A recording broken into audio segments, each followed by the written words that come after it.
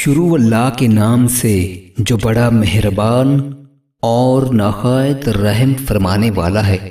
حضرت ابو موسیٰ اشعری رضی اللہ تعالی عنہ سے روایت ہے کہ آپ صلی اللہ علیہ وآلہ وسلم نے فرمایا، ایمان والوں کا تعلق دوسرے ایمان والوں سے ایک مضبوط عمارت کے اجزاء کا ہونا چاہیے کہ وہ باہم ایک دوسرے کی مضبوطی کا ذریعہ بنتے ہیں اور ان کے جڑے رہنے سے عمارت کھڑی رہتی ہے۔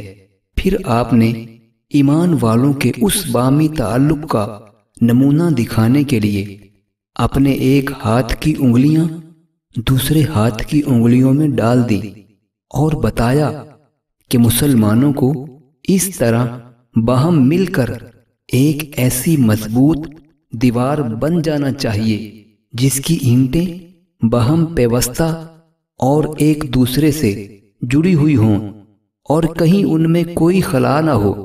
حضرت سعید بن مسیب رضی اللہ تعالی عنہ نے کہا، کیا میں تمہیں یہ نہ بتاؤں وہ چیز جو بہت سی نمازوں اور صدقہ سے بہتر ہے؟ لوگوں نے کہا، ہاں بتاؤ۔ حضرت سعید رضی اللہ تعالی عنہ نے کہا، ایک دوسرے کے بیچ صلح کرا دو اور بغض اور عداوت سے بچو، یہ خصلت نیکیوں کو تباہ کرنے والی ہے۔ رسول اللہ صلی اللہ علیہ وآلہ وسلم نے فرمایا، میں اس واسطے بھیجا گیا کہ اخلاق کی خوبیوں کو پورا کر دوں۔